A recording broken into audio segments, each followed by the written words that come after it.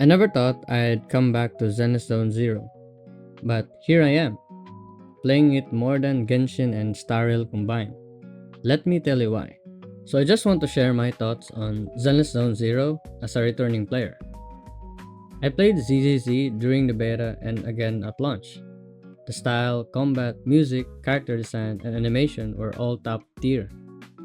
But one thing completely killed my motivation to keep playing: the TV exploration system.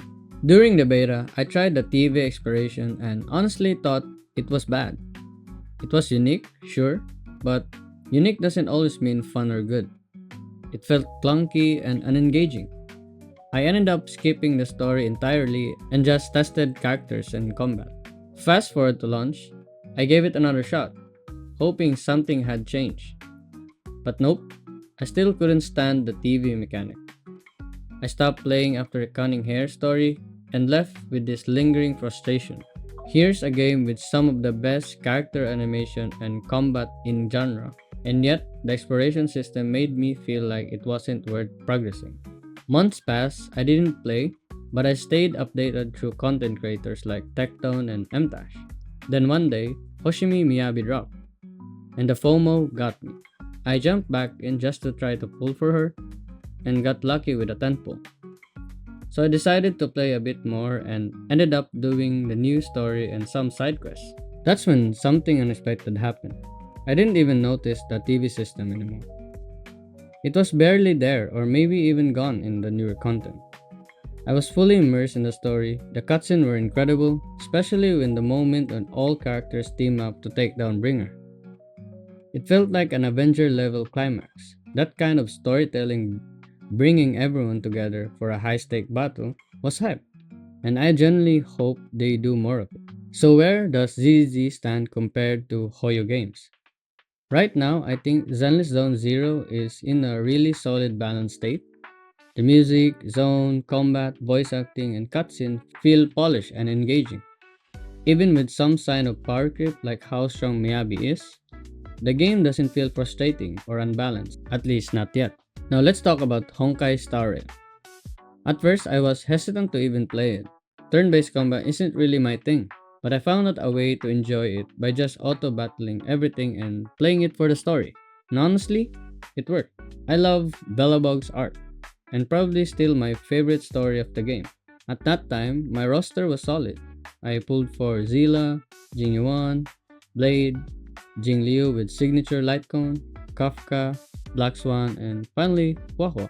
And after finishing all the main quests of Lawfu, I took a break. Then Penacony launched.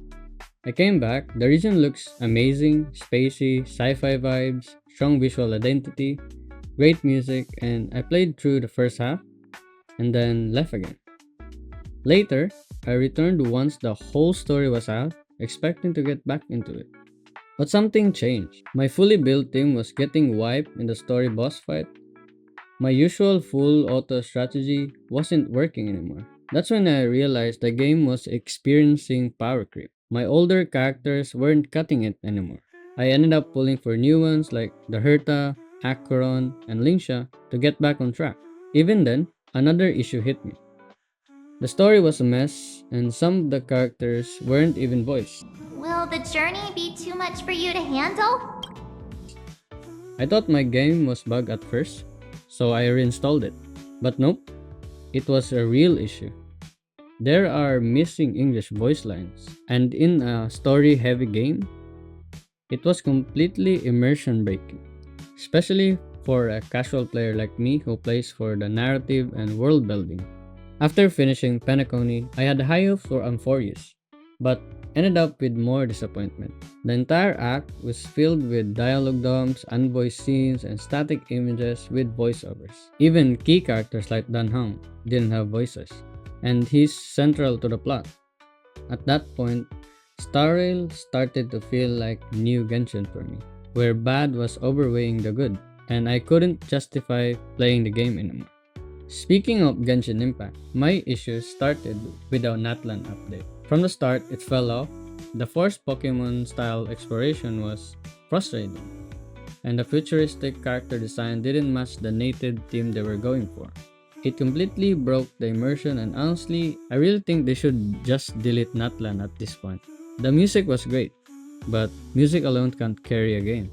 So right now, the only gacha game I actively play are Zenith Zone Zero and Withering Waves. Both has a nice balance, great gameplay, good story pacing, amazing production value, and no frustrating mechanics holding it back, at least for now.